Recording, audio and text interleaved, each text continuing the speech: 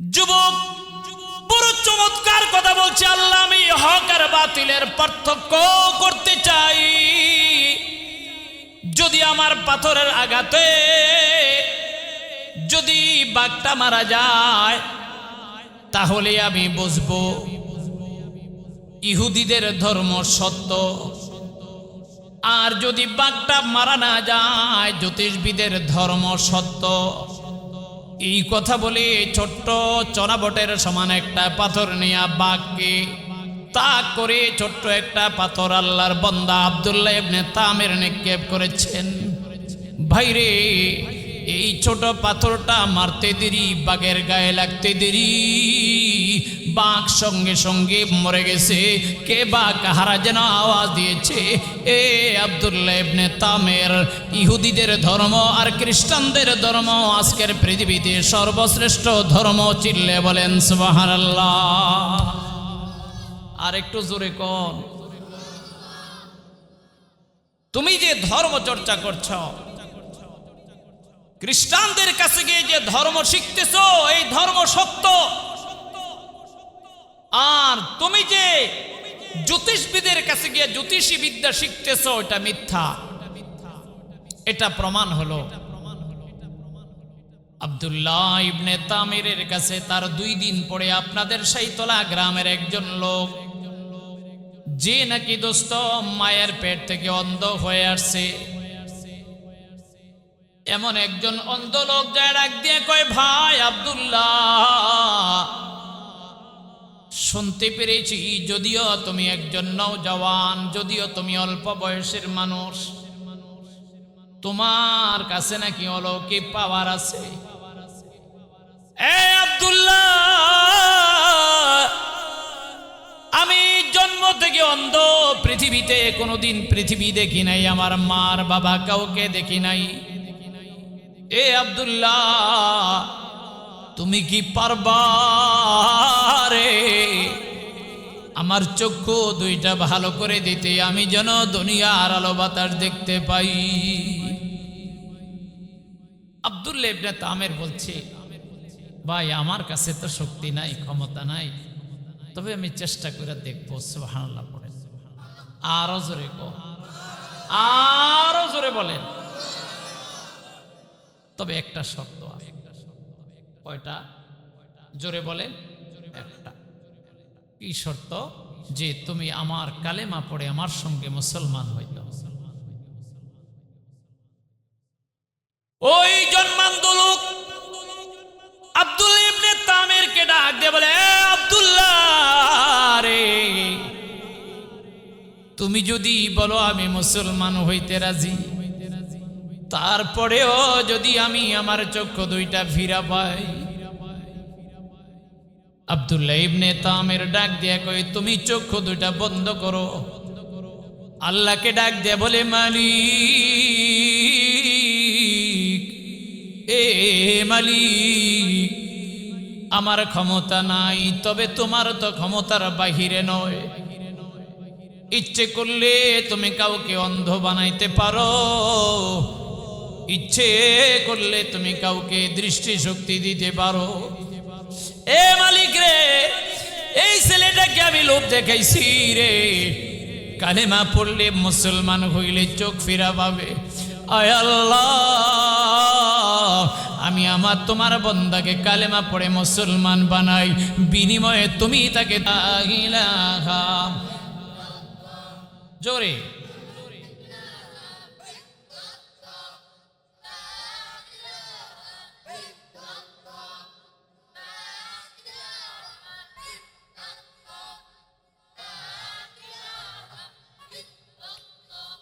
লা ইলাহা ইল্লাল্লাহ, লা ইলাহা ইল্লাল্লাহ, মুহাম্মাদুর রাসূলুল্লাহ সাল্লাল্লাহু আলাইহি ওয়াসাল্লাম। আমি আমার আলোচনার একদম গভীরে প্রবেশ করতে যাচ্ছি। আওয়াজ দিয়ে বলতে হবে ইনশাআল্লাহ। মাঝখানে কেউ ডিস্টার্ব করবো না, বলেন ইনশাআল্লাহ। বয়ানে বারবার যদি আমাকে ব্যাঘাত করেন, তাইলে আমি বয়ানটা ঠিক রাখতে পারবো না, কারণ বয়ান এটা তারাবির নামাজ না। হাফেজ সাহেবরা সারাদিন কোরআন শরীফের পারা মুখস্থ করে এসে তারাবিতে শোনায়, আমরা কি তারাবির মতো মুখস্থ করে আসি? আপনারা যদি ডিস্টার্ব করেন বয়ানটা এলোমেলো হয়ে যাবে। এই জন্য আমরা মনোযোগ দিয়ে শুনবো, বলেন ইনশাআল্লাহ। বিসমিল্লাহির রহমানির রহিম।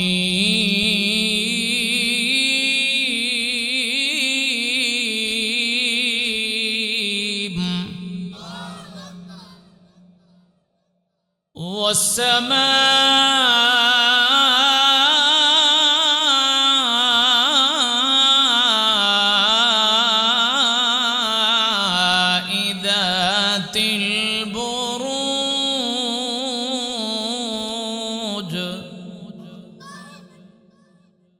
এই সূরাটার নাম বলছিলাম সূরায়ে বুরুজ। এই সূরার শুরুতে আল্লাহ তাআলা কসম করেছেন, শপথ করেছেন। ও যুবক, আমার বয়ানটা ম্যাক্সিমাম আজকের বয়ানটা কিন্তু তোমাদেরকে ঘিরে। এজন্য আমি তোমাদেরকে খুব দৃষ্টি আকর্ষণ করছি, কারণ মুরব্বীদের সময় তো শেষ। এক পা চলে গেছে কবরে, আরেক পা আছে, কোন দিন মরে যায় বলা যায় না। যুবক, তোমরা যদি ঠিক হও, গোটা সমাজ ঠিক হবে ইনশাআল্লাহ। যুবক, তোমরা যদি বলো এই শাহিতলা গ্রামে মদ চলবে না, গাঞ্জা চলবে না, ইয়াবা চলবে না, হিরোইন চলবে না, বিড়ি চলবে না, সিগারেট চলবে না, তামাক চলবে না, হুক্কা চলবে না, অনৈতিক কোনো কর্মকাণ্ড চলবে না, গান চলবে না, ভাওয়াল চলবে না, যাত্রা চলবে না, নাচ গান চলবে না, যাত্রা হবে না, কনসার্ট হবে না, তোমরা যদি পান করো, খোদার কসম করে বলতে পারি শাহিতলা গ্রাম সোনার মদিনার মতো সোনার দেশে পরিণত হবে। যেটা বলো ঠিক কিনা?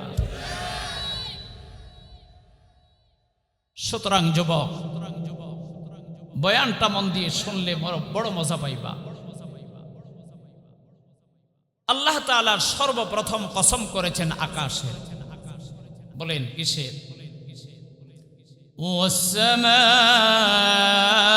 ওয়াসসামা'i যাতিল বুরুজ।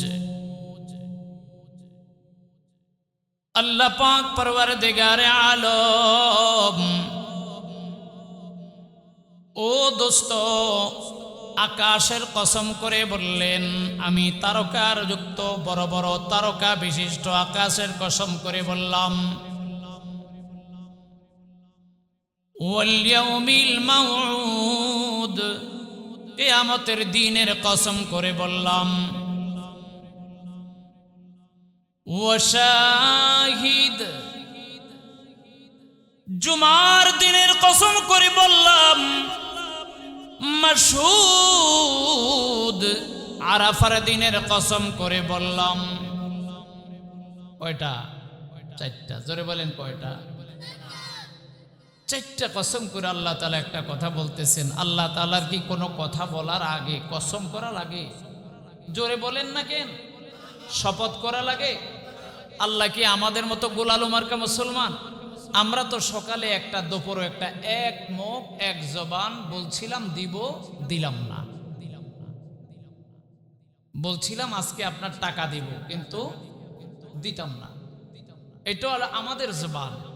শতকরা 80 বলি মিথ্যা কথা। আল্লাহ কি মিথ্যা কথা কয়? তারপরে আল্লাহ তাআলা কসম করেছেন কেন? আমাদের স্বভাবের দিকে তাকায়া, যাতে করে আমরা বিশ্বাস করতে সহজ হয়। আল্লাহ পাক পরওয়ারদিগারে আলম, দোস্ত, এই সূরাটার মধ্যে বড় আজীব একটা কথা বলতে চান। ও আমার ভাই, আমার তোমার পয়গম্বর মুহাম্মদ আরবি সাল্লাল্লাহু আলাইহি ওয়াসাল্লাম পৃথিবীতে আগমনের 70 বছর আগে। কত বছর? আমার নবী, তোমার নবী পৃথিবীতে আগমন করার 70 বছর আগে ইয়ামানের একজন বড় প্রেসিডেন্ট ছিলেন, ইয়ামানের একজন রাষ্ট্রপ্রধান ছিলেন। তদানীন্তনকালের ইয়ামানের রাষ্ট্রপতির নাম বাদশাহ ইউসুফ জু নওয়াজ।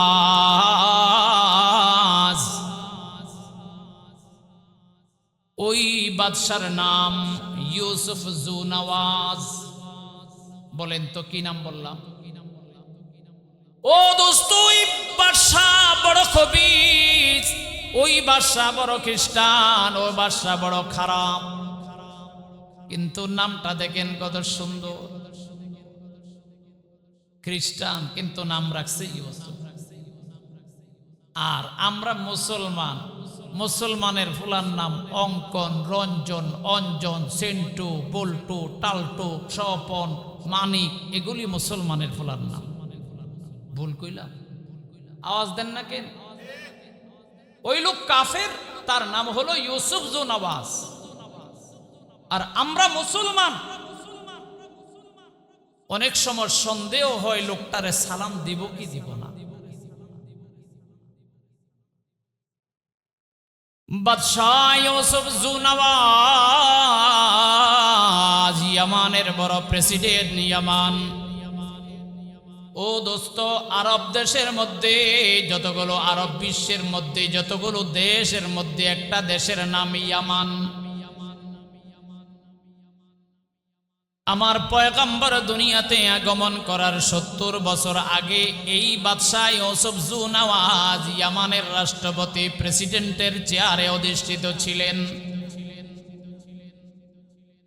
বাদশাহ ইউসুফ জু নওয়াজের আমলে ইয়ামানের মধ্যে একজন বড় বিখ্যাত জ্যোতিষবিদ, একজন বড় জাদুঘর ছিল।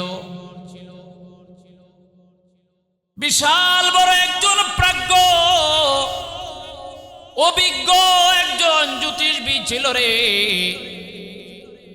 এই জ্যোতিষীর কাম হলো মানুষের হাত দেখে দেখে দেখে দেখে ভবিষ্যৎবাণী করে আওয়াজ দিয়ে বলতে হবে নাউজুবিল্লাহ। জ্যোতিষীদের কথা বিশ্বাস করা যায় যাসিনি? আরো জোরে কম। ও দোস্ত, এখনো আমাদের বাংলাদেশে জ্যোতিষী যদি দেখতে হয়, বাইতুল মোকাররমের যে পিওতে অথবা স্টেডিয়ামের দক্ষিণ সাইডে 2-4টা টিয়া পাখি নিয়ে বসে থাকে, কিছু বলদ, কিছু ছাগল রাস্তা দিয়া যায়, ওই জ্যোতিষীর কাছে হাত গনায়, ভাগ্য নির্ণয় করার জন্য যায়। টিয়া পাখি একটা একটা করে চিঠি আনে, ওই চিঠির মধ্যে লেখা, হায় হায় যুবক, তোর নাম কি? আমার নাম আব্দুল্লাহ। কয় হায় হায়, তোর জীবনে অনেকগুলো ফারা আছে, তুই বিয়া করবি 4টা। ওর সত্যি?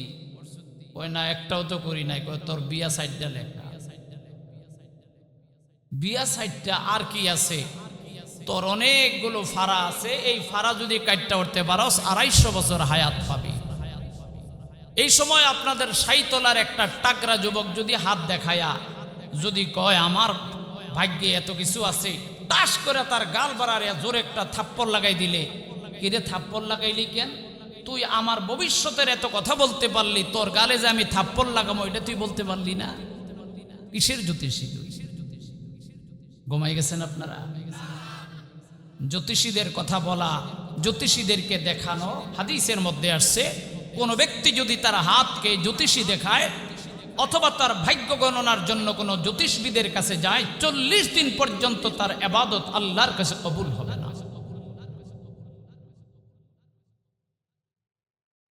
এই জন্য যুবক, খবরদার, জীবনে কোনোদিন জ্যোতিষবিদের গণনার কাছে যাওয়া যাবে না। বাদশাহ ইউসুফ জু নওয়াজ ইয়ামানের রাষ্ট্রপতি, ওই দেশের মধ্যে বিশাল বড় একজন অভিজ্ঞ প্রাজ্ঞ একজন জ্যোতিষবিদ ছিল। ওই জ্যোতিষী বাদশাহ জু নওয়াজের কাছে গিয়া কয়, ও বাদশাহ নামদার, আমার মনে হয় বেশি দিন আমার হায়াত বাকি নাই, হয়তোবা অল্প দিন পরে আমি মারা যাব। ও বাদশাহ জু নওয়াজ, আমি যদি মারা যাই আপনার রাজ্যের মধ্যে জ্যোতিষীর কাজ কে করবে রে? ও বাদশাহ, আপনার রাজ্যের মধ্যে মেধা তালিকার মধ্যে ইয়ামানের মধ্যে সবার মধ্যে শ্রেষ্ঠ যে মেধা তালিকা 1 নাম্বার, তাকে আমার কাছে নিয়ে আসেন, যাতে করে আমি তাকে জ্যোতিষী বিদ্যা শিখায়া পারদর্শী করে যেতে পারে। আমার পরবর্তী প্রজন্মকে সে যেন জ্যোতিষী শিক্ষায় শিক্ষিত বানাতে পারে। জোরে বলেন নাউজুবিল্লাহ।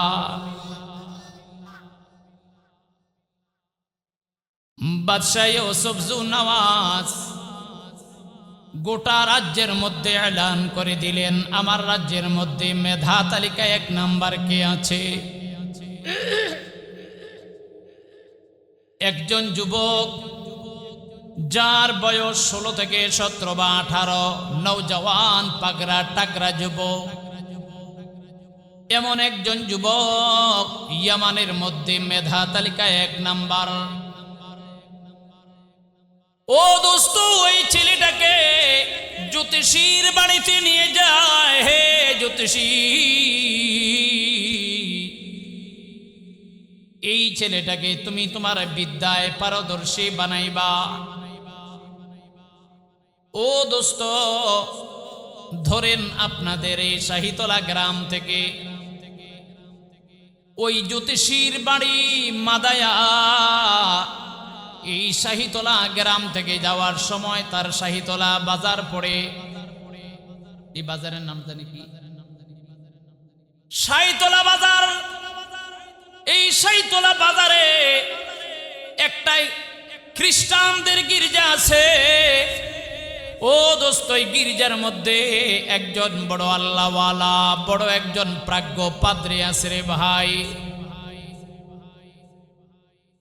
অর্থাৎ খ্রিস্টান ধর্মের মধ্যে যিনি ধর্মগুরু, যাকে পাদ্রী বলা হয়, আরবিতে যাকে রাহেব বলা হয়, এমন একজন রাহেব রাস্তার মধ্যে যাওয়ার সময় তার সঙ্গে দেখা হয়। আপনাদের গ্রাম থেকে ওই ছেলেটা ওই জ্যোতিষবিদের কাছে প্রতিদিন যায়, তবে মাঝখানে যাওয়ার সময় ওই খ্রিস্টান পাদ্রীর সঙ্গে দেখা হয়, সালাম হয়, কালাম হয়। 1 দিন, 2 দিন, 3 দিন, 4 দিন। এই যুবক ডাক দিয়া কয়, ভাই রে, বলো না তোমাদের ধর্মের নাম কি? তোমাদেরকে কি বলা হয়? খ্রিস্টান ধর্মের ধর্মগুরু ডাক দিয়ে কয়, আমাদেরকে বলা হয় নাসারা, আমাদেরকে বলা হয় খ্রিস্টান। আমাদের ধর্মীয় কিতাবের নাম হলো ইনজিল। আমাদের ধর্মীয় গ্রন্থের নাম হলো ইনজিল। ও দোস্ত, ওই সময়ে ইনজিলের অনুসারীদেরকে, আজকে যারা কোরআনের অনুসারীদেরকে হক বলা হয়, কাটি মানুষ বলা হয়। যেহেতু আমার পয়গম্বর এখনো আসে নাই, আমার পয়গম্বরের আগে পয়গম্বর ঈসা আলাইহিস সালামের শরীয়ত এখনো বলবৎ আছে। ভাইরে,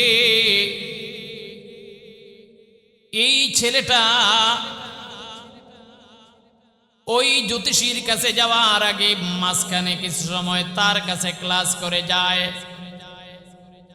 1 দিন, 2 দিন, 3 দিন, 4 দিন যাওয়ার পরে একদিন এই বাচ্চাটা ডাক দিয়ে কয়, ভাই তুমি যে কালেমা পড়ে দুনিয়াতে মুসলমান হইলা, আমাকে সেই কালেমাটা পড়ায়া মুসলমান বানায় দাও। চিল্লা বলেন সুবহানাল্লাহ। কারণ আমার কাছে মনে হয়, আমি যে জ্যোতিষীর কাছে যাই তার ধর্মের চাইতে তোমার ধর্মটা উৎকৃষ্ট। আওয়াজ দিয়ে বলতে হবে আল্লাহু আকবার। আমার কথাগুলো আপনাদের বুঝে আসতেছে কি ভাই? বুঝে আসতেছে?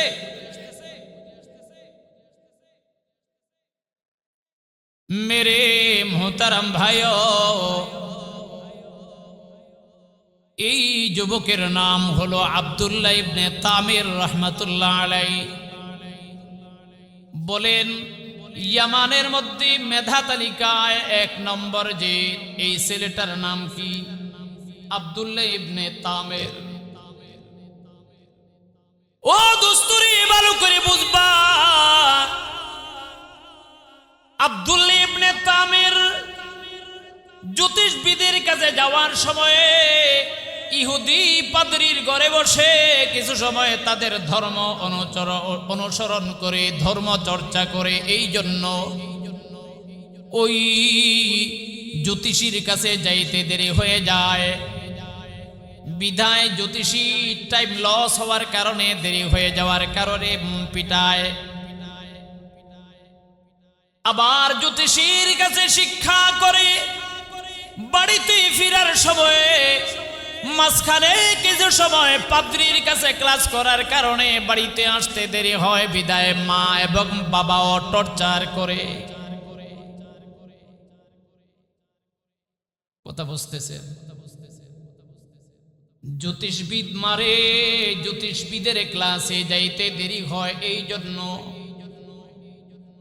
আবার মা বাবাও বাড়িতে আসলে মারে, এই জন্য বাড়িতে আসতে দেরি হলো কেন? ভাইরে, আব্দুল্লাহ ইবনে তামির 18 বছরের নওজওয়ান টাকরা যুবক, একবার মার খায় টিচারের কাছে, জ্যোতিষীর কাছে। একবার মার খায় মায়ের হাতে, বাবার হাতে। একবার খুলি বলে না মা মারে, বাবা মারে। জিজ্ঞাসা করে তুমি এত সময় কোথায় ছিলা রে? একবারও বলে না আমি ইহুদি পাদ্রীর কাছে তাদের ধর্ম চর্চা করার জন্য গিয়েছিলাম।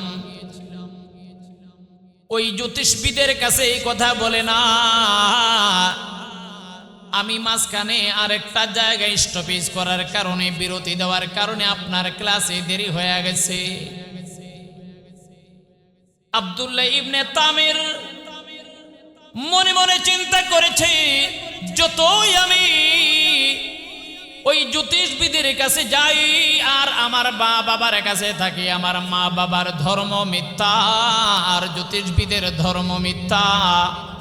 আমার মন বলতেছে ইনজিল শরীফের দীক্ষা যারা গ্রহণ করবে, পয়গম্বর ঈসা নবীর উম্মত যারা হবে, তারা পৃথিবীর মধ্যে সত্য মানুষ। চিল্লে বলেন সুবহানাল্লাহ। 2 জায়গায় মার খায়, এক জায়গায়ও গোপন কথাটাতে বলে না। বয়স কত যেন বলছিলাম?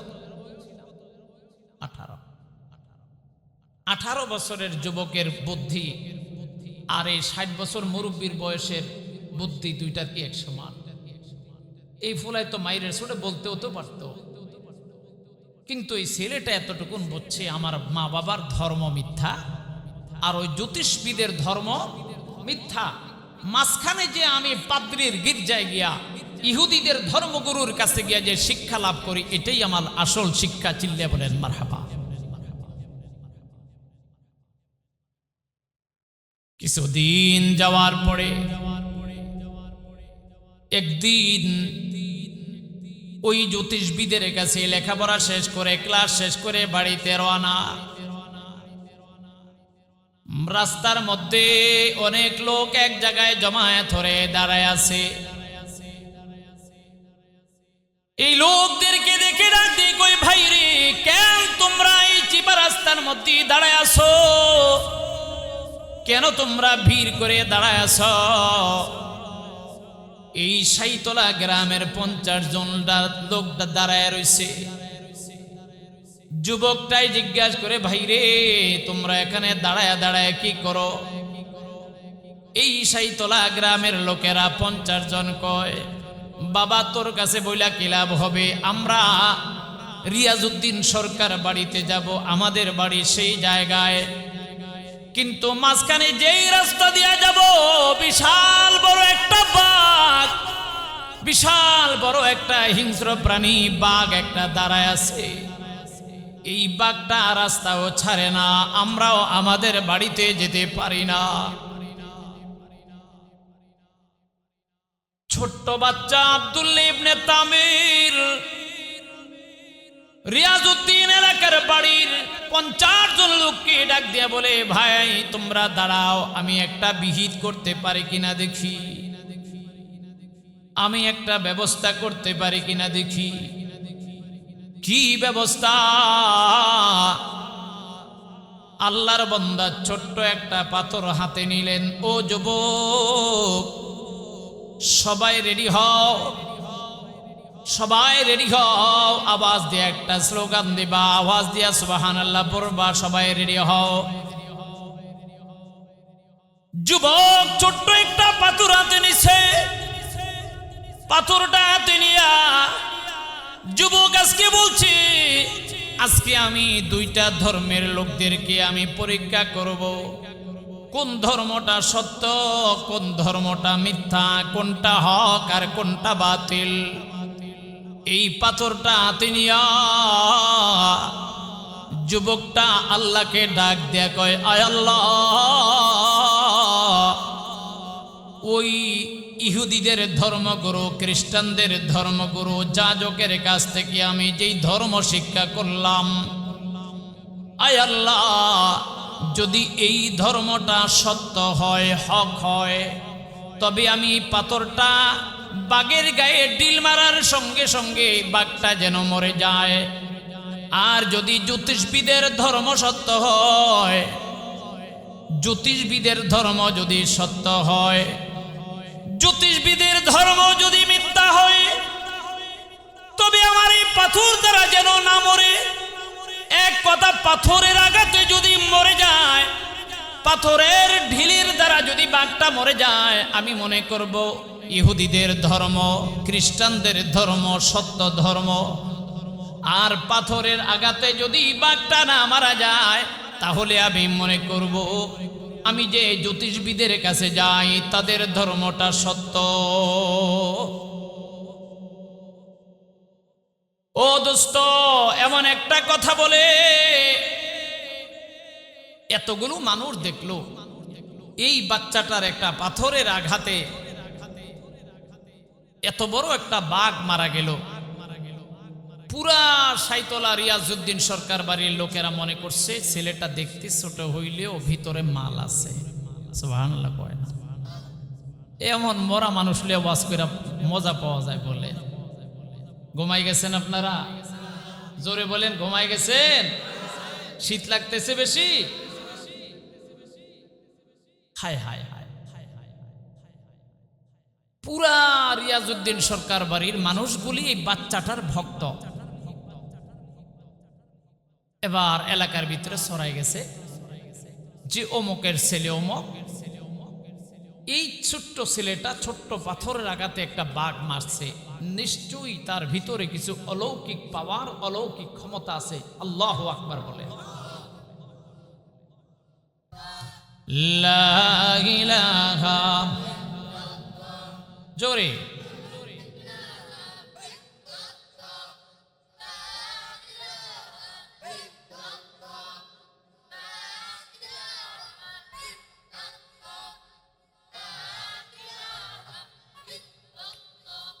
লা ইলাহা ইল্লাল্লাহ, লা ইলাহা ইল্লাল্লাহ, মুহাম্মাদুর রাসূলুল্লাহ সাল্লাল্লাহু আলাইহি ওয়াসাল্লাম। আমি আমার আলোচনার একদম গভীরে প্রবেশ করতে যাচ্ছি। আওয়াজ দিয়ে বলতে হবে ইনশাআল্লাহ। মাঝখানে কেউ ডিস্টার্ব করব না, বলেন ইনশাআল্লাহ। বয়ানে বারবার যদি আমাকে ব্যাঘাত করেন, তাইলে আমি বয়ানটা ঠিক রাখতে পারবো না, কারণ বয়ান এটা তারাবির নামাজ না। হাফেজ সাহেবরা সারাদিন কোরআন শরীফের পারা মুখস্থ করে আসা তারাবিতে শোনায়। আমরা কি তারাবির মতো মুখস্থ করে আসি? আপনারা যদি ডিস্টার্ব করেন, বয়ানটা এলোমেলো হয়ে যাবে। এই জন্য আমরা মনোযোগ দিয়ে শুনবো, বলেন ইনশাআল্লাহ। বিসমিল্লাহির রহমানির রহিম।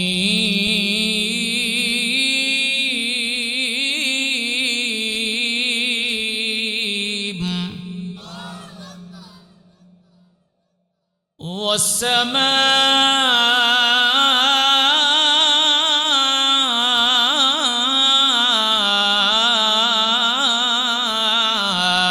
ذات البروج।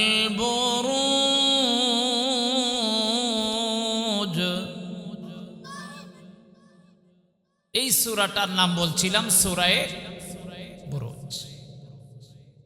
এই সূরার শুরুতে আল্লাহ তাআলা কসম করেছেন, শপথ করেছেন। ও যুবক, আমার বয়ানটা ম্যাক্সিমাম আজকের বয়ানটা কিন্তু তোমাদেরকে ঘিরে। এজন্য আমি তোমাদেরকে খুব দৃষ্টি আকর্ষণ করছি, কারণ মুরব্বীদের সময় তো শেষ। এক পা চলে গেছে কবরে, আরেক পা আছে, কোন দিন মরে যায় বলা যায় না। যুবক, তোমরা যদি ঠিক হও, গোটা সমাজ ঠিক হবে ইনশাআল্লাহ। যুবক, তোমরা যদি বলো এই শাহিতলা গ্রামে মদ চলবে না, গাঞ্জা চলবে না, ইয়াবা চলবে না, হিরোইন চলবে না, বিড়ি চলবে না, সিগারেট চলবে না, তামাক চলবে না, হুক্কা চলবে না, অনৈতিক কোনো কর্মকাণ্ড চলবে না, গান চলবে না, ভাওয়াল চলবে না, যাত্রা চলবে না, নাচ গান চলবে না, যাত্রা হবে না, কনসার্ট হবে না, তোমরা যদি পণ করো, খোদার কসম করে বলতে পারি শাহিতলা গ্রাম সোনার মদিনার মতো সোনার দেশে পরিণত হবে। যেটা বলো ঠিক কিনা? সুতরাং যুবক, বয়ানটা মন দিয়ে শুনলে বড় মজা পাইবা। আল্লাহ তাআলা সর্বপ্রথম কসম করেছেন আকাশের। বলেন কিসের?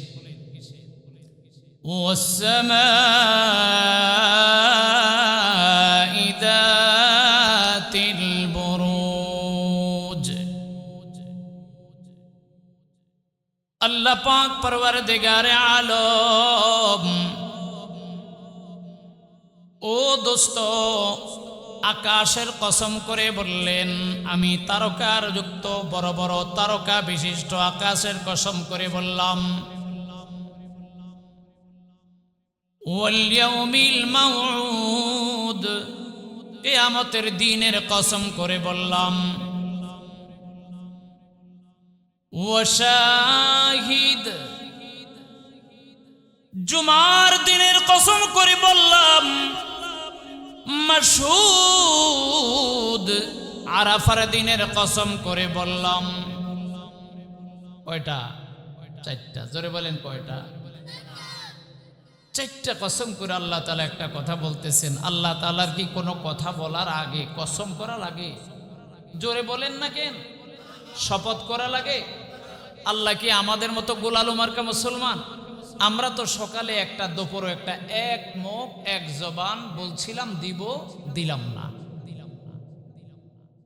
বলছিলাম আজকে আপনার টাকা দিব, কিন্তু দিতাম না। এটা হলো আমাদের জবান। শতকরা 80 বলি মিথ্যা কথা। আল্লাহ কি মিথ্যা কথা কয়? তারপরে আল্লাহ তাআলা কসম করেছেন কেন? আমাদের স্বভাবের দিকে তাকায়া, যাতে করে আমরা বিশ্বাস করতে সহজ হয়। আল্লাহ পাক পরওয়ারদিগারে আলম, দোস্ত, এই সূরাটার মধ্যে বড় আজীব একটা কথা বলতে চান। ও আমার ভাই,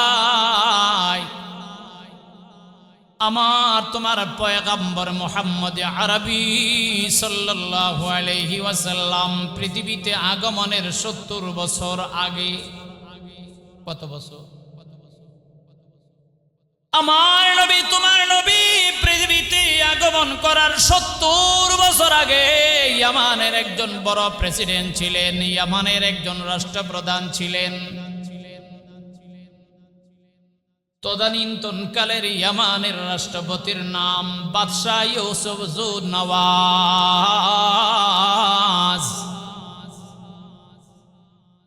ওই বাদশার নাম ইউসুফ যু নওয়াজ। বলেন তো কি নাম বললাম?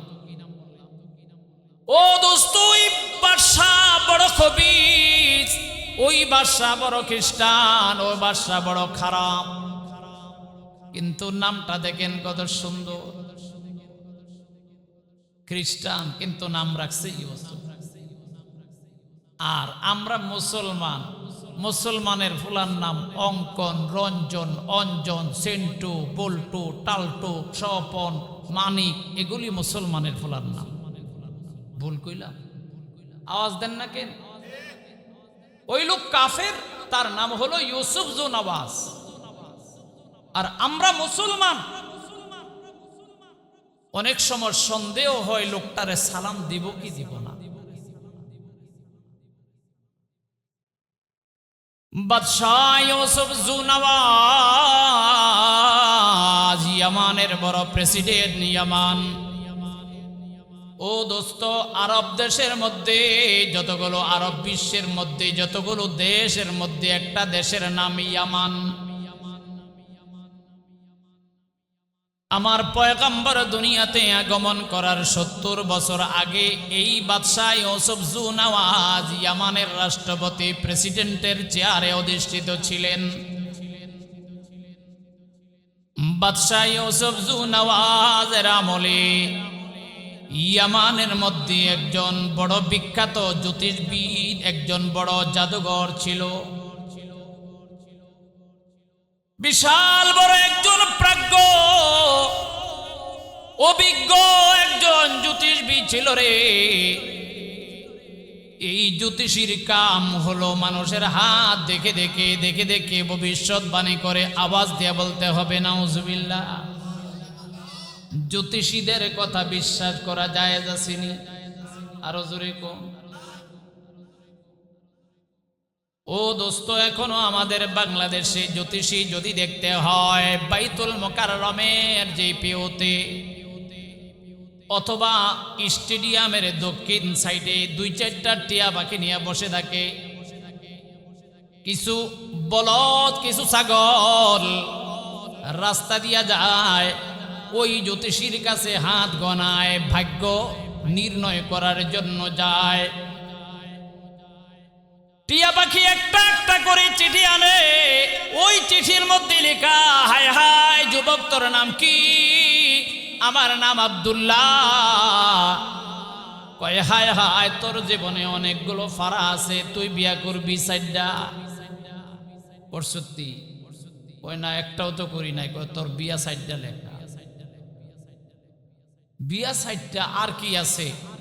তোর অনেকগুলো ফারা আছে, এই ফারা যদি কাটতে উঠতে পারস ২৫০ বছর হায়াত পাবি। এই সময় আপনাদের সাইতলার একটা টাকরা যুবক যদি হাত দেখায়া যদি কয় আমার ভাগ্যে এত কিছু আছে, টাস করে তার গাল বাড়ারে জোরে একটা থাপ্পড় লাগাই দিলে, কিরে থাপ্পড় লাগাইলি কেন? তুই আমার ভবিষ্যতের এত কথা বলতে পারলি, তোর গালে যে আমি থাপ্পড় লাগাবো এটা তুই বলতে পারলি না? কিসের জ্যোতিষী? ঘুমাই গেছেন আপনারা? জ্যোতিষীদের কথা বলা, জ্যোতিষীদেরকে দেখানো, হাদিসের মধ্যে আসছে কোন ব্যক্তি যদি তার হাতকে জ্যোতিষী দেখায় অথবা তার ভাগ্য গণনার জন্য কোনো জ্যোতিষবিদের কাছে যায়, ৪০ দিন পর্যন্ত তার ইবাদত আল্লাহর কাছে কবুল হবে না।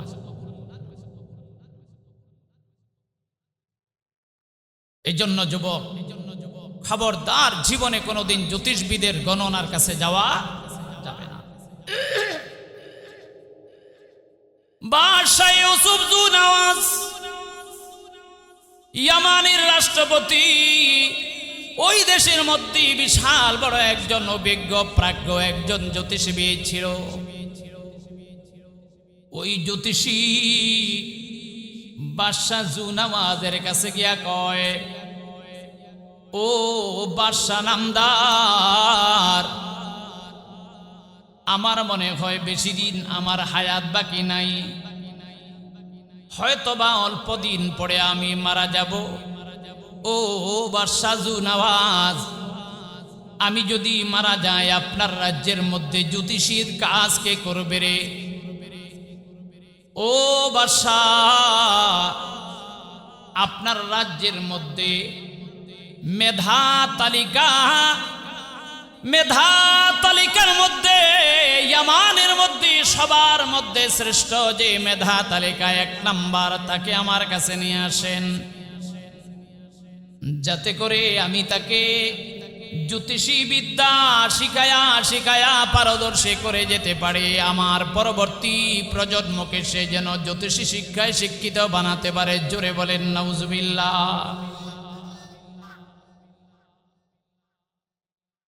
বাদশাহ ইউসুফ জুনওয়াজ গোটা রাজ্যের মধ্যে এলান করে দিলেন, আমার রাজ্যের মধ্যে মেধা তালিকায় 1 নাম্বার কে আছে? একজন যুবক যার বয়স 16 থেকে 17 বা 18, নওজওয়ান পাগড়া টাকরা যুবক। এমন একজন যুবক ইয়ামানের মধ্যে মেধা তালিকায় 1 নাম্বার। ও দোস্ত, ওই ছেলেটাকে জ্যোতিষীর বাড়িতে নিয়ে যায়। হে জ্যোতিষী, এই ছেলেটাকে তুমি তোমার বিদ্যায় পারদর্শী বানাইবা। ও দোস্ত, ধরেন আপনাদের এই শাহিতলা গ্রাম থেকে ওই জ্যোতিষীর বাড়ি মাদায়া, এই শাহিতলা গ্রাম থেকে যাওয়ার সময় তার শাহিতলা বাজার পড়ে। এই বাজারের নাম জানি কি? শাহিতলা বাজার। এই শাহিতলা বাজারে একটাই খ্রিস্টানদের গির্জা আছে।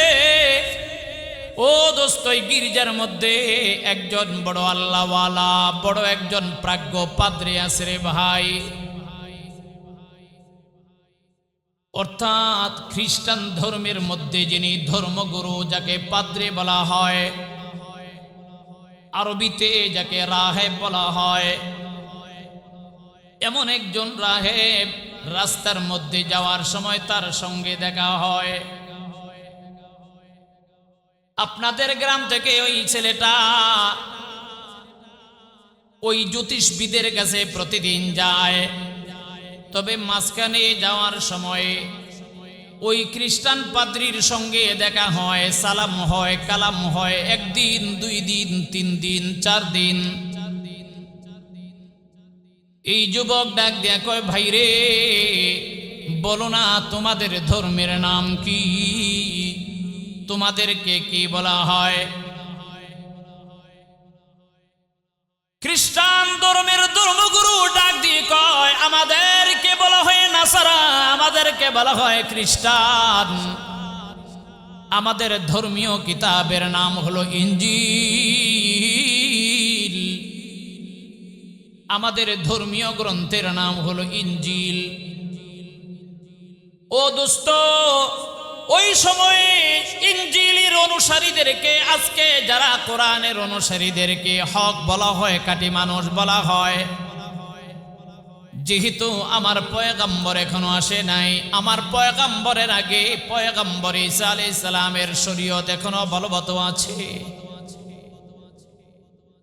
ভাইরে, এই ছেলেটা ওই জ্যোতিষীর কাছে যাওয়ার আগে মাঝখানে কিছু সময় তার কাছে ক্লাস করে যায়। 1 দিন, 2 দিন, 3 দিন, 4 দিন যাওয়ার পরে একদিন এই বাচ্চাটা ডাক দিয়ে কয়, ভাই তুমি যে কালেমা পড়ে দুনিয়াতে মুসলমান হইলা, আমাকে সেই কালেমাটা পড়ায়া মুসলমান বানায় দাও। চিল্লা বলেন সুবহানাল্লাহ। কারণ আমার কাছে মনে হয়, আমি যে জ্যোতিষীর কাছে যাই তার ধর্মের চাইতে তোমার ধর্মটা উৎকৃষ্ট। আওয়াজ দিয়ে বলতে হবে আল্লাহু আকবার। আমার কথাগুলো আপনাদের বুঝে আসতেছে কি ভাই? বুঝে আসতেছে?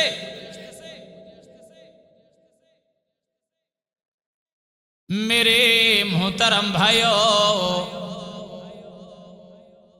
এই যুবকের নাম হলো আব্দুল্লাহ ইবনে তামির রাহমাতুল্লাহ আলাইহি। বলেন, ইয়ামানের মধ্যে মেধা তালিকায় 1 নম্বর যে এই ছেলেটার নাম কি? আব্দুল্লাহ ইবনে তামির। ও দোস্তরে, ভালো করে বুঝবা, আব্দুল্লাহ ইবনে তামির জ্যোতিষবিদের কাছে যাওয়ার সময়ে ইহুদি পাদ্রীর ঘরে বসে কিছু সময় তাদের ধর্ম অনুসরণ করে ধর্ম চর্চা করে। এই জন্য ওই জ্যোতিষীর কাছে যাইতে দেরি হয়ে যায়, বিধায় জ্যোতিষী টাইম লস হওয়ার কারণে, দেরি হয়ে যাওয়ার কারণে পিটায়।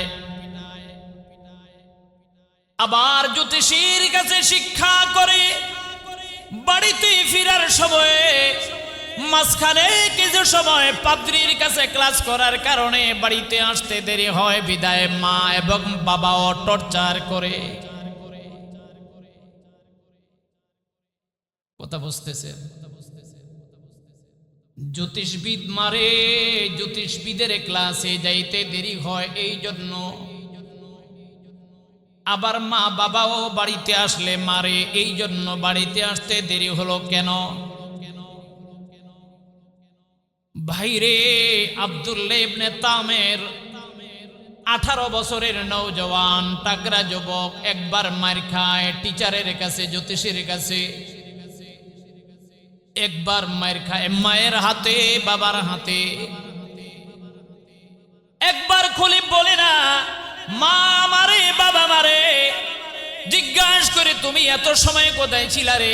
একবারও বলে না আমি ইহুদি পাদ্রীর কাছে তাদের ধর্ম চর্চা করার জন্য গিয়েছিলাম। ওই জ্যোতিষবিদের কাছে এই কথা বলে না, আমি মাঝখানে আরেকটা জায়গায় স্টপেজ করার কারণে, বিরতি দেওয়ার কারণে আপনার ক্লাসে দেরি হয়ে গেছে।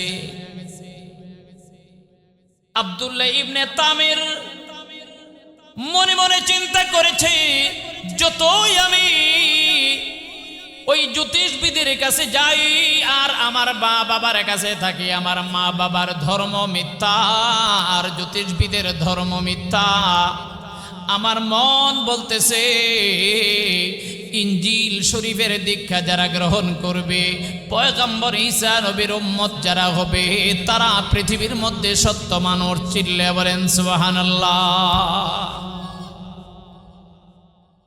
দুই জায়গায় মার খায়, এক জায়গায় ও গোপন কথাটাতে বলে না। বয়স কত যেন বলছিলাম? 18 বছরের যুবকের বুদ্ধি আর এই 60 বছর মুরব্বীর বয়সের বুদ্ধি, দুইটার কি এক সমান? এই ফুলায় তো মাইরের ছোটে বলতেও তো পারতো, কিন্তু এই ছেলেটা এতটুকুন বুঝছে আমার মা বাবার ধর্ম মিথ্যা আর ওই জ্যোতিষবিদের ধর্ম মিথ্যা। মাঝখানে যে আমি পাদ্রীর গির্জায় গিয়া ইহুদিদের ধর্মগুরুর কাছে গিয়া যে শিক্ষা লাভ করি, এটাই আমার আসল শিক্ষা। চিল্লে বলেন মারহাবা। কিছুদিন যাওয়ার পরে একদিন ওই জ্যোতিষবিদের কাছে লেখাপড়া শেষ করে, ক্লাস শেষ করে বাড়িতে রওনা। রাস্তার মধ্যে অনেক লোক এক জায়গায় জমায়েত হয়ে দাঁড়ায় আছে। এই লোকদেরকে দেখে ডাকতে কই, ভাই রে, কেন তোমরা এই চিপা রাস্তার মধ্যে দাঁড়ায় আছো? কেন তোমরা ভিড় করে দাঁড়ায় আছো? এই সাইতলা গ্রামের 50 জন লোক দাঁড়ায় রয়েছে। যুবকটাই জিজ্ঞাসা করে, ভাই রে, তোমরা এখানে দাঁড়ায় দাঁড়ায় কি করো? এই সাইতলা গ্রামের লোকেরা 50 জন কয়, বাবা তোর কাছে বইলা কি লাভ হবে? আমরা রিয়াজউদ্দিন সরকার বাড়িতে যাব, আমাদের বাড়ি সেই জায়গায়, কিন্তু মাঝখানে যেই রাস্তা দিয়া যাব বিশাল বড় একটা বাঘ, বিশাল বড় একটা হিংস্র প্রাণী বাঘ একটা দাঁড়ায় আছে। এই বাঘটা রাস্তাও ছাড়ে না, আমরাও আমাদের বাড়িতে যেতে পারি না। ছোট্ট বাচ্চা আব্দুল্লাহ ইবনে তামির রিয়াজউদ্দিন এলাকার বাড়ির 50 জন লোককে ডাক দিয়া বলে, ভাই তোমরা দাঁড়াও, আমি একটা বিহিত করতে পারি কিনা দেখি, আমি একটা ব্যবস্থা করতে পারি কিনা দেখি। কি ব্যবস্থা? আল্লাহর বান্দা ছোট্ট একটা পাথর হাতে নিলেন। ও যুবক, সবাই রেডি হও, সবাই রেডি হও, আওয়াজ দিয়ে একটা স্লোগান দিবা, আওয়াজ দিয়া সুবহানাল্লাহ পড়বা, সবাই রেডি হও। যুবক ছোট্ট একটা পাথর হাতে নিছে, পাথরটা হাতে নিয়া যুবক আজকে বলছে, আজকে আমি দুইটা ধর্মের লোকদেরকে আমি পরীক্ষা করব, কোন ধর্মটা সত্য, কোন ধর্মটা মিথ্যা, কোনটা হক আর কোনটা বাতিল। এই পাথরটা হাতে নিয়া যুবকটা আল্লাহকে ডাক দেয়া কয়, আয় আল্লাহ, ওই ইহুদিদের ধর্মগুরু, খ্রিস্টানদের ধর্মগুরু, যাজকের কাছ থেকে আমি যেই ধর্ম শিক্ষা করলাম, আয় আল্লাহ, যদি এই ধর্মটা সত্য হয়, হক হয়, তবে আমি পাথরটা বাঘের গায়ে ডিল মারার সঙ্গে সঙ্গে বাঘটা যেন মরে যায়। আর যদি জ্যোতিষবিদের ধর্ম সত্য হয়, জ্যোতিষবিদের ধর্ম যদি সত্য হয়, জ্যোতিষবিদের ধর্ম যদি মিথ্যা হয়, তবে আমার এই পাথর দ্বারা যেন না মরে। এক কথা, পাথরের আঘাতে যদি মরে যায়, পাথরের ঢিলের দ্বারা যদি বাঘটা মরে যায়, আমি মনে করব ইহুদিদের ধর্ম, খ্রিস্টানদের ধর্ম সত্য ধর্ম। আর পাথরের আঘাতে যদি বাঘটা না মারা যায়, তাহলে আমি মনে করব আমি যে জ্যোতিষবিদের কাছে যাই, তাদের ধর্মটা সত্য। ও দোস্ত, এমন একটা কথা বলে যুবক বড় চমৎকার কথা বলছে, আল্লাহ, আমি হক আর বাতিলের পার্থক্য করতে চাই। যদি আমার পাথরের আঘাতে যদি বাঘটা মারা যায়, তাহলে আমি বুঝবো ইহুদিদের ধর্ম সত্য। আর যদি বাঘটা মারা না যায়, জ্যোতিষবিদের ধর্ম সত্য। এই কথা বলে ছোট্ট চনাবটের সমান একটা পাথর নিয়ে বাঘকে তাক করে ছোট্ট একটা পাথর আল্লাহর বান্দা আব্দুল্লাহ ইবনে তামির নিক্ষেপ করেছেন। ভাইরে, এই ছোট পাথরটা মারতে দেরি, বাঘের গায়ে লাগতে দেরি, বাঘ সঙ্গে সঙ্গে মরে গেছে। কে বা কাহারা যেন আওয়াজ দিয়েছে, এ আব্দুল্লাহ ইবনে তামির, ইহুদিদের ধর্ম আর খ্রিস্টানদের ধর্ম আজকের পৃথিবীতে সর্বশ্রেষ্ঠ ধর্ম। চিল্লে বলেন সুবহানাল্লাহ। আর একটু জোরে কোন, তুমি যে ধর্ম চর্চা করছ, খ্রিস্টানদের কাছে গিয়ে যে ধর্ম শিখতেছ, এই ধর্ম সত্য। আর তুমি যে জ্যোতিষবিদের কাছে গিয়ে জ্যোতিষী বিদ্যা শিখতেছ, এটা মিথ্যা। এটা প্রমাণ হলো। এতগুলো মানুষ দেখলো এই বাচ্চাটার একটা পাথরের আঘাতে এত বড় একটা বাঘ মারা গেল। পুরা সাইতলা রিয়াজউদ্দিন সরকার বাড়ির লোকেরা মনে করছে ছেলেটা দেখতে ছোট হইলেও ভিতরে মাল আছে। সুবহানাল্লাহ কয় না? এমন মরা মানুষ লিয়ে ওয়াজ করে মজা পাওয়া যায় বলে। ঘুমাই গেছেন আপনারা? জোরে বলেন, ঘুমাই গেছেন? শীত লাগতেছে বেশি? হায় হায় হায়, পুরা রিয়াজউদ্দিন সরকার বাড়ির মানুষগুলি এই বাচ্চাটার ভক্ত। এবার এলাকার ভিতরে ছড়াই গেছে যে অমুকের ছেলে অমুক, এই ছোট্ট ছেলেটা ছোট্ট পাথরের আঘাতে একটা বাঘ মারছে, নিশ্চয়ই তার ভিতরে কিছু অলৌকিক পাওয়ার, অলৌকিক ক্ষমতা আছে। আল্লাহু আকবার বলে। আব্দুল্লাহ ইবনে তামিরের কাছে তার 2 দিন পরে আপনাদের সাইতলা গ্রামের একজন লোক, যে নাকি দোস্ত মায়ের পেট থেকে অন্ধ হয়ে আসছে, এমন একজন অন্ধ লোক যায় ডাক দিয়ে কয়, ভাই আব্দুল্লাহ, শুনতে পেরেছি যদিও তুমি একজন নওজওয়ান, যদিও তুমি অল্প বয়সের মানুষ, তোমার কাছে নাকি অলৌকিক পাওয়ার আছে। আব্দুল্লাহ, আমি জন্ম থেকে অন্ধ, পৃথিবীতে কোনোদিন পৃথিবী দেখি নাই, আমার মার বাবা কাউকে দেখি নাই।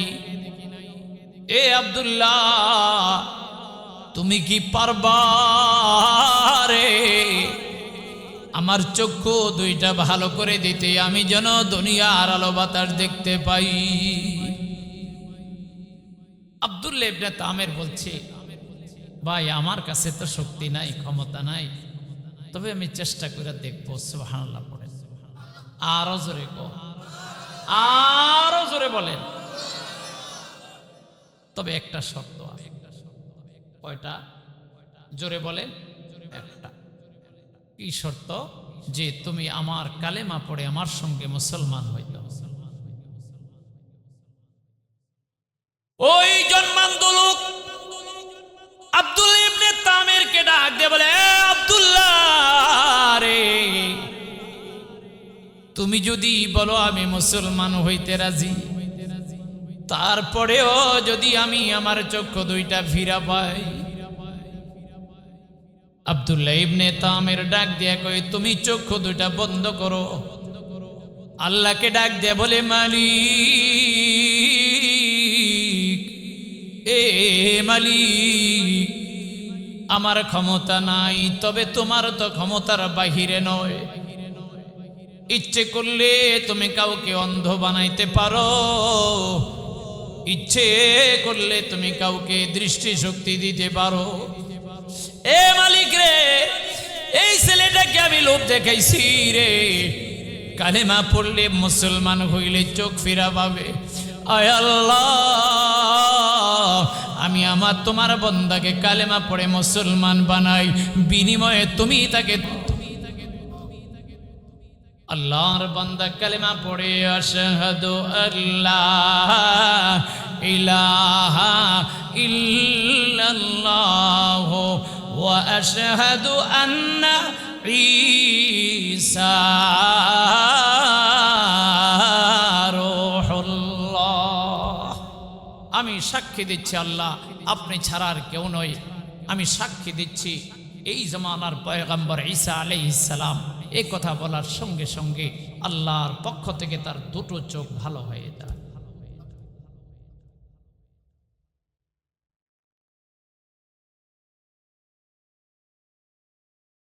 ও আমার ভাই, কয়েকদিন পরে একজন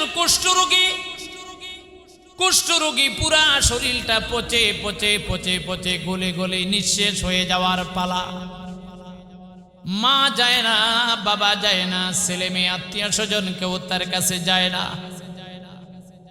এমন একজন কুষ্ঠরোগী আব্দুল্লাহ ইবনে তামিরের কাছে এসে ডাক দিয়া কয়, ভাই আব্দুল্লাহ, আমাকে পারবা তুমি সুস্থ কইরা দিতে? আমি মাদ্রাসে গেছি, আমি সিঙ্গাপুরে গেছি, আমি মাউন্ট এলিজাবেথে গেছি, আমি থাইল্যান্ড আর ব্যাংককে গেছি, ভালো হই নাই। আব্দুল্লাহ ইবনে তামির ডাক দিয়ে কয়, আমি পারবো, তবে আমার সঙ্গে কালেমা পড়ে মুসলমান হওয়া লাগবে। এটাকেও মুসলমান বানায় দিছে আল্লাহ তাআলা, তাকে অসুস্থ করে দিছে। একসঙ্গে জোরে বলতে হবে সুবহানাল্লাহ। মুহূর্তের ভিতরে খবর ছড়াইতে ছড়াইতে ছড়াইতে ছড়াইতে বাদশা ইউসুফ জুনাওয়াজের কাছে চলে গেছে। বাদশা ইউসুফ জুনাওয়াজের কাছে খবর, ও বাদশা মহারাজ, ইয়ামানের মধ্যে মেধা তালিকায় 1 নম্বরে যাকে জ্যোতিষবিদের কাছে জ্যোতিষী শিক্ষা লাভ করার জন্য পাঠিয়েছিলেন, এই ছেলেটা মুসলমান হয়ে গেছে। ওই গির্জার মধ্যে একজন পাদ্রী আছে, ওই লোকটা তাকে মুসলমান বানাইছে। এই আব্দুল্লাহ ইবনে তামির একজন অন্ধ লোককে মুসলমান বানাইছে, আর একজন কুষ্ঠরোগীকে মুসলমান বানাইছে। বাদশা ইউসুফ জুনাওয়াজ সবাইরে ডাকছে, সবাইরে ডাইকা অন্ধ লোক যেটা মুসলমান হয়েছে তাকে ব্রাশ ফায়ার করে ফাইনাল। কুষ্ঠরোগী মুসলমান হয়ে গেছে, তাকে ব্রাশ ফায়ার করে ফাইনাল।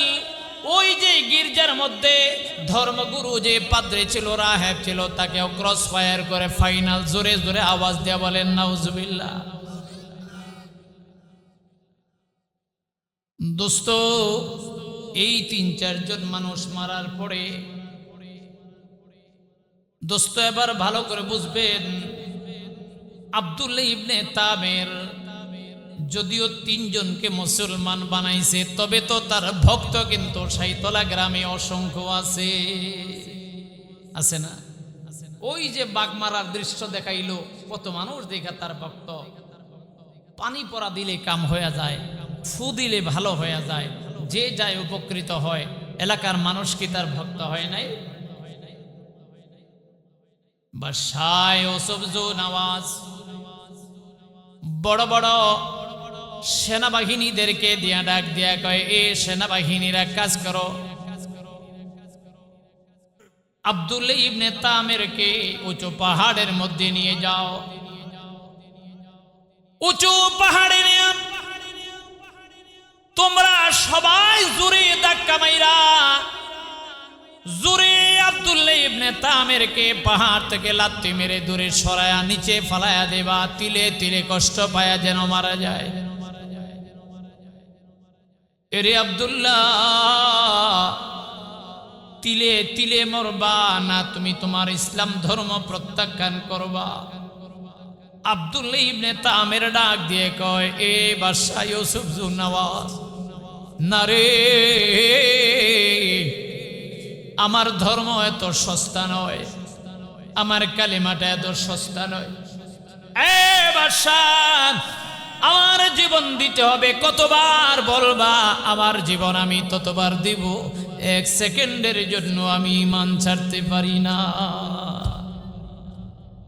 আমি ইসলাম ছাড়ব না। পাহাড়ে নিয়ে গেছে, যারা ধাক্কা দিবে রেডি।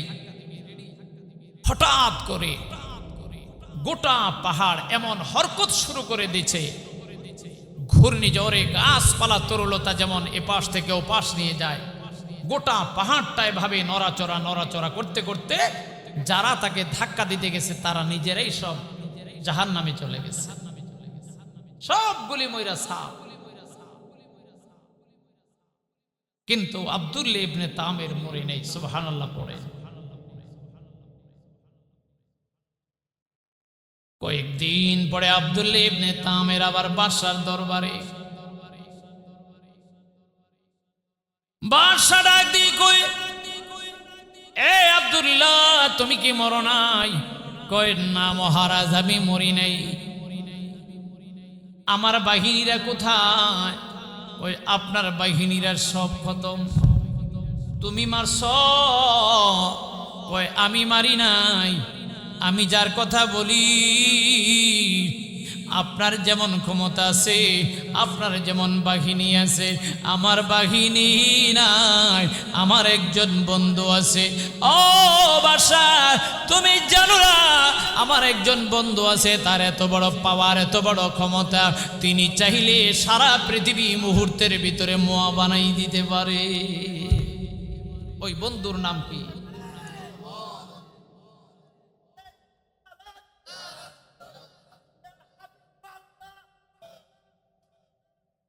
বাদশাহ ইউসুফ জু নওয়াজ আব্দুল্লাহ ইবনে তামেরকে ডাক দিয়ে কয়, হে আব্দুল্লাহ, ঠিক আছে, এবার তোমাকে মারার জন্য 2 নম্বর কৌশল। নৌবাহিনীদেরকে ডেকে বলেন, এ নৌবাহিনীরা আব্দুল্লাহ ইবনে তামেরকে নিয়ে আটলান্টিক মহাসাগরের মধ্য দেশে চলে যাও। বড় জাহাজ থেকে আব্দুল্লাহ ইবনে তামেরকে সাগরের মধ্য দেশে তোমরা ধাক্কা দিয়ে ফেলে দেবা, জীবনে আর কোনোদিন যেন বেঁচে আসতে না পারে। ভাইরে, আব্দুল্লাহ ইবনে তামেরকে মারার জন্য সাগরের মধ্যখানে নিয়ে গেছে। দোস্ত রে, জাহাজের মধ্যে এমন ভূকম্পন আরম্ভ হয়ে গেছে, এমন আইলা, এমন ঘূর্ণিঝড়, এমন জলোচ্ছ্বাস, এমন বাতাস, কালবৈশাখী ঝড় তাণ্ডব আরম্ভ হয়ে গেছে। এই জাহাজ থেকে সব বাহিনীরা পড়ে মারা গেছে। আব্দুল্লাহ ইবনে তামেরকে আল্লাহ পাক হেফাজত করে দিয়েছে। सारा दुनिया हो मुखालिफ कुछ नहीं नुकसान है, सारा दुनिया हो मुखालिफ, कुछ नहीं नुकसान है, डर नहीं है, गम नहीं है, रहमत रहमान है। ও যুবক, আমি তোমাদেরকে বুঝাতে চাই, ও মুরব্বী বাবারা, আমি বুঝাতে চাই, আল্লাহ যার সাথে আছে পৃথিবীর কারোর ক্ষমতা নাই তার ক্ষতি করতে পারে। বলেন, আরো জোরে বলেন, ঠিক কি না? এই কৌশলবাদ। এবার ৩ নম্বর কৌশল, আব্দুল ইবনে তামেরকে মারার জন্য এবার বাদশা তার বাহিনীদেরকে ডাক দিয়ে কয়, এ বাদশা, হে আমার বাহিনীরা, জলদি করে বিশাল বড় একটা গর্ত খনন করো, বিশাল বড় একটা গর্ত খনন করো, বিশাল বড় একটা কূপ খনন করো। এই কূপ খনন করে এই কূপের মধ্যে তোমরা আগুন জ্বালাও। ভাইরে,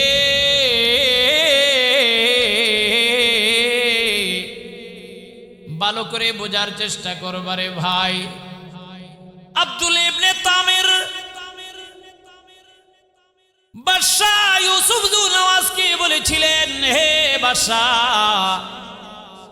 আপনি তো আমাকে হত্যা করতে চান, কিন্তু আপনি যেই কৌশলে আমাকে মারতে চান, আমাকে এইভাবে মারা যাবে না রে বাদশা মহারাজ। কেমনে মারা লাগবে? আব্দুল ইবনে তামির ডাক দিয়া কয়, ও বাদশা যুনওয়াজ, আমাকে যদি মারতে হয়, আমাকে মারার একটা সিস্টেম আছে। আমাকে গাছের মধ্যে ঝুলান, তরবারিটা তাক করে আপনি যখন গুলি বর্ষণ করবেন, তখন বিসমিল্লাহির রহমানির রহিম বলবেন। আল্লাহর নামে যখন তীর আমার দিকে ছুড়বেন, আমি সঙ্গে সঙ্গে মারা যাব। ও দোস্তরে, আব্দুল ইবনে তামিরের জীবনের পণ ছিল রে, আমার যদি মরণ হয়, মরণটা যেন স্বাভাবিকভাবে না হয়, আমার মরণটা যেন শহীদি মরণ হয়। এই জন্য শহীদি মরণের জন্য বাদশা ইউসুফ যুনওয়াজের কাছে তার মৃত্যুর কৌশলটা বাতায়া দিছে। আব্দুল্লাহ ইবনে তামিরকে এইভাবে শহীদ করে দেওয়া হয়। সবাই বলেন, ইন্না লিল্লাহি ওয়া ইন্না ইলাইহি রাজিউন। আব্দুল্লাহ ইবনে তামির শহীদ হয়ে গেলেন। বাদশা ইউসুফ যুনওয়াজ পুরা রাজ্যে খবর লাগাইছে, আব্দুল্লাহ ইবনে তামিরের সাঙ্গ পাঙ্গ অনুসারী কয়জন আছে বিচারে বের করো।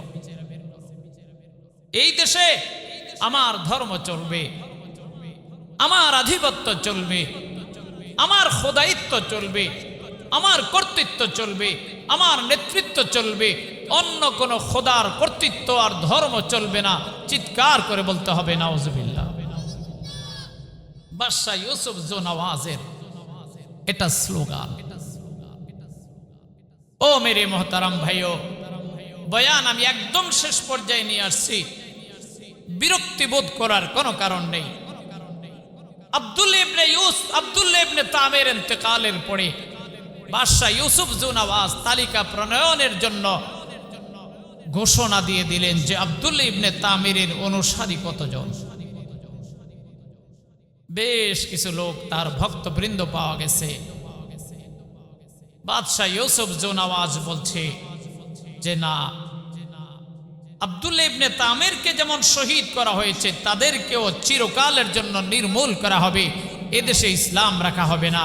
ও শহীদ এলাকার মুসলমানও, আমি তোমাদেরকে জিজ্ঞাসা করতে চাই, কোন ব্যক্তি, কোন নেতা, কোন নেত্রী, কোন লিডার, কোন ক্ষমতাসীন ব্যক্তি, কোন প্রতাপশালী লোক, কোন আধিপত্য বিস্তারকারী লোক যদি মনে করে ইসলামকে ষড়যন্ত্র করে বিদায় করবে, কোরআনকে ষড়যন্ত্র করে বিদায় করবে, আল্লাহ রাসূলকে ষড়যন্ত্র করে বেইজ্জতি করবে, মসজিদ আর মাদ্রাসাকে বেইজ্জতি করবে, আলেম আর ওলামাদেরকে বেইজ্জতি করে ইসলামকে নির্মূল করবে, এমন কোন ষড়যন্ত্র করলে এই ষড়যন্ত্র কোনোদিন কামিয়াব হতে পারে না। জোরে বলেন ঠিক কিনা?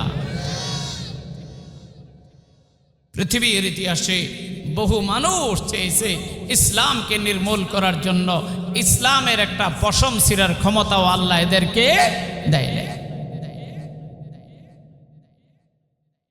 সবাইকে খতম করার জন্য বাদশাহ ইউসুফ জুনাওয়াজ বললেন, তাহলে একটা কাজ করো, বড় করে একটা পরীক্ষা খনন করো, একটা গর্ত খনন করো। বাদশাহ ইউসুফ জুনাওয়াজের কথায় একটা গর্ত খনন করা হয়। এই গর্ত গভীর করে এর ভিতরে লাকড়ি দেওয়া হয়, তেল দেওয়া হয়, জ্বালানি তেল দেওয়া হয়, আগুন দেওয়া হয়। আর চতুর্দিকে বাদশাহ ইউসুফ জুনাওয়াজ, তার কিছু মন্ত্রী, কিছু ডানপন্থী, কিছু বামপন্থী, কিছু বিজাতি, কিছু বিধর্মী চতুর্দিকে চেয়ার লাগায় বসছে, মুসলমানদেরকে হত্যা করবে। বাদশাহ ইউসুফ জুনাওয়াজ একে একে অনেকগুলো মুসলমানকে ফালায়। দুগ্ধবর্ষ একজন মহিলা, তাকে নেওয়া হয় আগুনের কাছে। ওই মহিলা যেতে চায় না। মহিলার কোলের একটা বাচ্চা ছিল। বাচ্চাটা ডাক দিয়ে কয়, মা,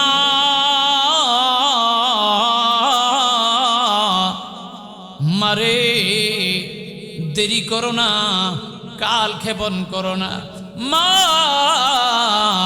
তুমি জলদি করে আগুনের মধ্যে ঝাঁপ দাও।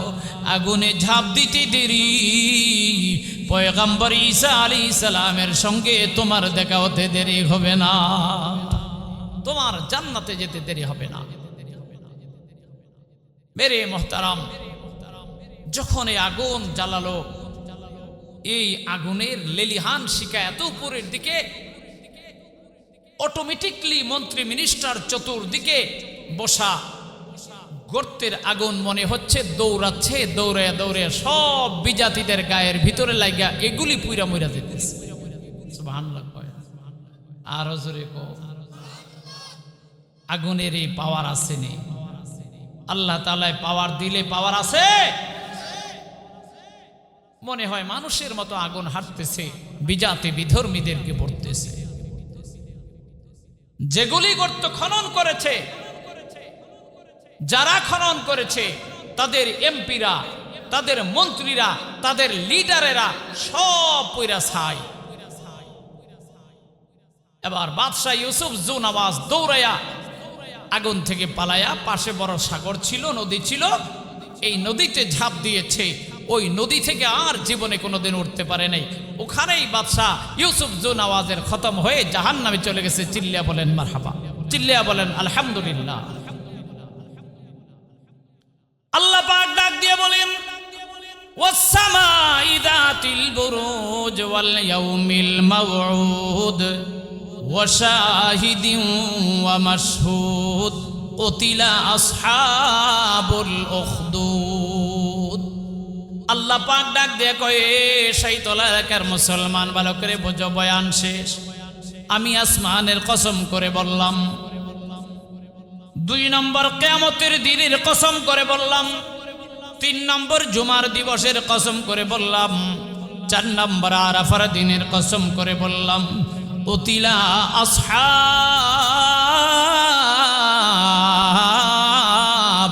উখদুদ। গর্ত যারা খনন করেছে, পরীক্ষা যারা খনন করেছে মুসলমানদেরকে মারার জন্য, যারা মুসলমানদেরকে হত্যা করার জন্য পরীক্ষার গর্ত খনন করেছে, আল্লাহ তাআলা ওদেরকে পরীক্ষার ভিতরে, গর্তের ভিতরে ফালায়া চিরকালের জন্য জাহান্নামে ফালায় দিয়েছে। কুতিলা আসহাবুল উখদুদ আন-নারি যাতিল ওয়াকুদ। প্রজ্বলিত আগুনের ভিতরে আল্লাহ তাআলা এদেরকে ফালাইছে। ইজহুম কুতিলা আসহাবুল উখদুদ আন-নারি যাতিল ওয়াকুদ ইদহুম আলাইহা কুউদ ওয়া হুম আলা মা ইয়াফআলুনা বিল মুমিনিনা শুহুদ। রব্বুল আলামিন বলেন, এই এদেরকে বলা হয় আসহাবে উখদুদ, পরীক্ষা খননকারী জাতি, যারা অন্যের জন্য পরীক্ষা খনন করেছিল, মুসলমানদেরকে নিঃশেষ করার জন্য, নিশ্চিহ্ন করার জন্য। এদেরকে আল্লাহ তাআলা তার গজব দিয়ে শেষ করে দিয়েছেন। ও যুবক ভাই, ও মুসলমান ভাই, ও মুরব্বী বাবারা, ও পর্দার আড়ালের মা বোনেরা, আমি আমার এই আলোচনা থেকে মেসেজ দিতে চাই, ইসলাম কবুল করেছ, মুসলমান হয়েছ, বিপদ আসবে, মুসিবত আসবে, আপদ আসবে, রোগ আসবে, ব্যারাম আসবে, মামলা আসবে, মুকদ্দমা আসবে, জীবন বাজি রেখে, ইমানকে সর্বক্ষণিক বাজি রেখে, জীবনকে বাজি রেখে ইমানকে মুকদ্দম করতে হবে। আল্লাহর দ্বীনকে জিন্দা করার জন্য জীবনকে বাজি রেখে সামনে এগিয়ে যেতে হবে। বিন্দু পরিমাণ পিছপা হওয়া যাবে না। জোরে বলো ঠিক কিনা? ইসলামের জন্য, দ্বীনের জন্য নিজের জীবনকে বিলীন করতে আমরা প্রস্তুত আছি তো ইনশাল্লাহ? আরো জোরে বলেন আছি তো? আল্লাহ তাআলা আমাদের সকলকে ঈমান এবং আমলের মজবুতির সঙ্গে ধরে রেখে এই ঈমান এবং আমলের অবস্থায় দুনিয়া থেকে যাওয়ার তৌফিক দান করে। সকলে বলেন আমিন। ওয়া আখিরু দাওয়ানা আনিল হামদুলিল্লাহি রাব্বিল আলামিন। দুরূদ শরীফ পড়েন। আল্লাহুম্মা সাল্লি আলা সাইয়্যিদিনা মুহাম্মদ।